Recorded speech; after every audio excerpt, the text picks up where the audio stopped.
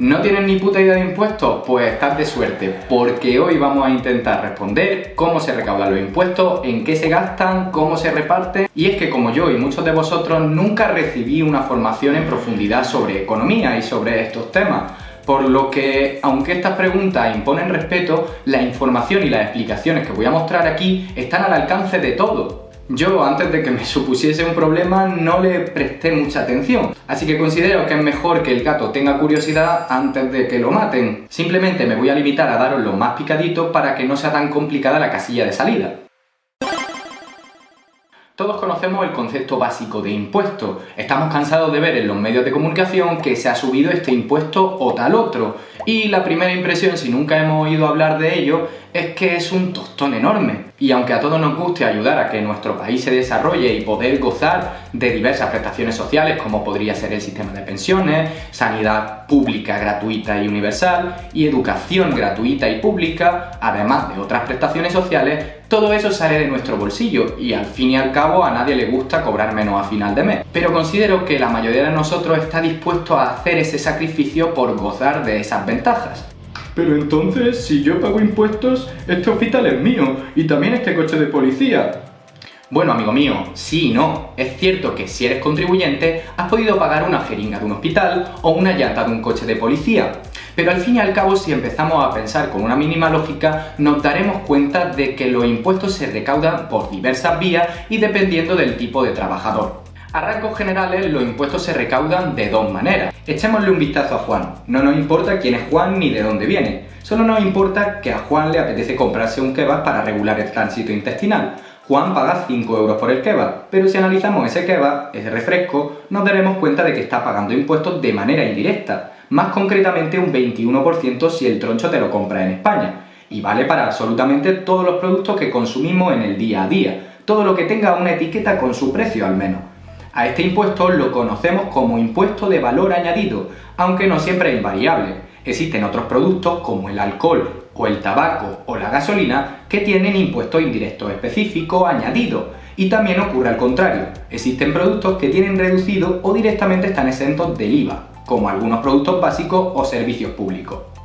La otra forma de recaudación se lleva a cabo a través de impuestos directos, y aquí es donde empezamos a rizar el rizo, porque aunque sea un concepto mucho más sencillo de comprender que el anterior, este tipo de impuesto tiene muchísimas variables que cambian en función del tipo de trabajador, como hemos hablado antes, y de tu renta. Los dos principales impuestos de este grupo serían el IRPF y el impuesto de sociedades. Tendríamos que poner la oreja en uno o en otro, dependiendo de si somos una persona física o si somos una empresa. Si nunca has generado dinero o nunca lo has generado de manera legal, no has conocido estos impuestos jamás. Vives en la más absoluta felicidad, en la más absoluta utopía.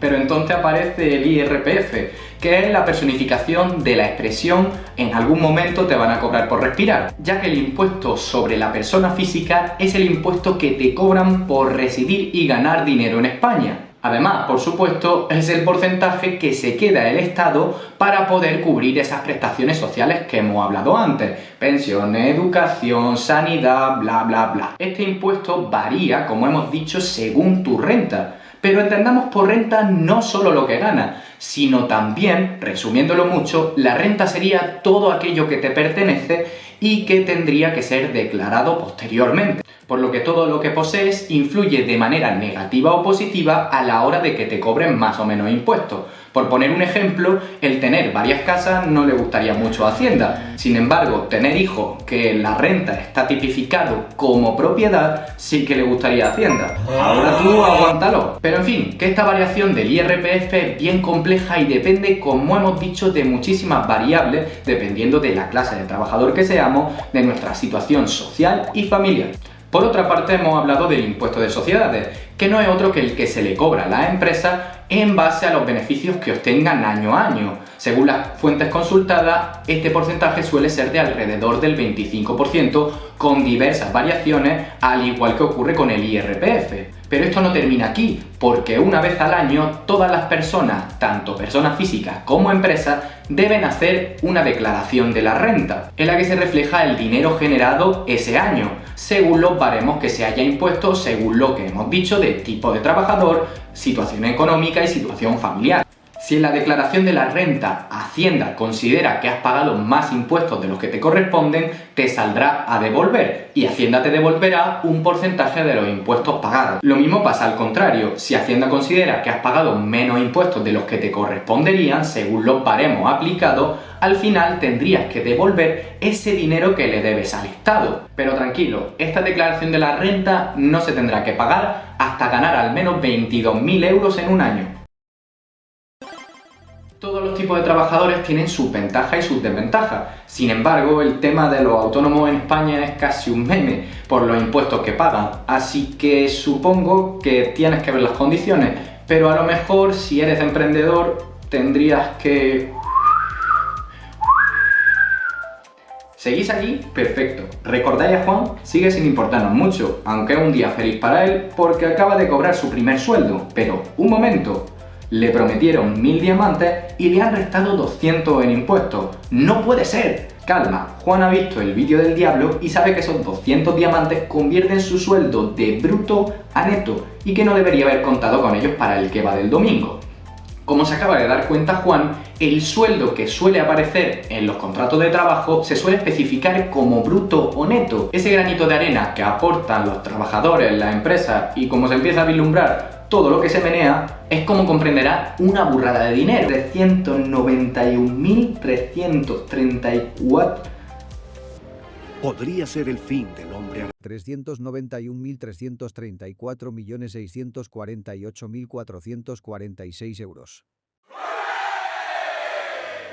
Pues esta cantidad es lo que ingresó el Estado en el año 2022. Tal y como funciona el modelo de España, una parte de lo recaudado se lo queda el gobierno central y otra debe ser repartida a las diferentes comunidades autónomas. Según la comunidad autónoma, también se debería de tener en cuenta que cada una tiene sus impuestos propios sobre la renta. Como curiosidad, Cataluña sería la que más impuestos sobre la renta propios tendría y Navarra la que menos. Pero bueno, entonces, ¿en qué se gastan los impuestos? Pues bien, cuando empecé a recopilar información tenía esa creencia un poco sesgada de que no se invertía lo suficiente en prestaciones sociales y que todo iba destinado a cosas un poquito baladí. Pero viendo el presupuesto de gasto, solo puedo remitirme a los hechos. Y es que, como podéis ver, las pensiones ocupan el mayor presupuesto de gasto del año 2022. De los 583.543 millones. De los 583.543.307.100 euros. Joder, lo he leído al final bien, ¿eh? Increíble.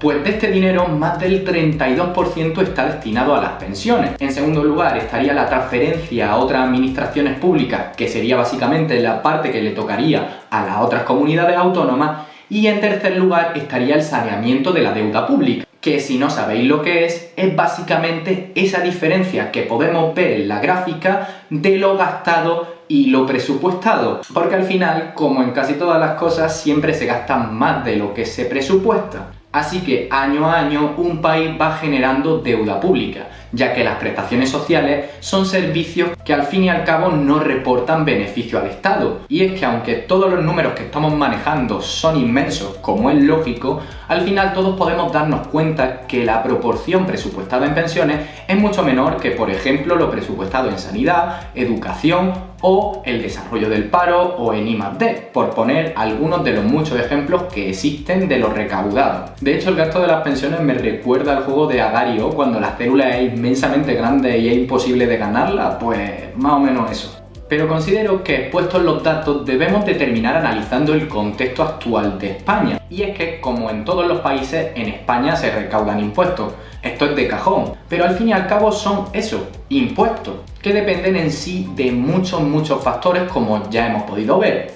Entre los factores más mencionados se encuentra la subida de la población anciana, el aumento de la inflación, el inicio de nuevas guerras, la fuga de cerebros de Europa, etc. Y sí, también los políticos. Supongo que nunca llueve a gusto de todo, pero es cierto que este último factor que he mencionado al final es el que impone hasta dónde llega el límite de lo que te cobran en impuestos. Por lo que a veces entiendo que surge la desconfianza en el ciudadano cuando se percibe que la información no es veraz o se da de manera sesgada. Poniéndome en el lugar del político, entiendo que sea difícil seguirle la pista al dinero, aunque tu deber es eso, seguirle la pista al dinero. Pero también considero que debo de darle un tirón de oreja al ciudadano promedio como podría ser yo, y es que es nuestra responsabilidad informarnos sobre estas cosas y entender que si queremos mejorar nuestra situación debemos de tener el conocimiento para evitar que nos engañen. Por mi parte espero haberos aportado ese pequeño granito de arena.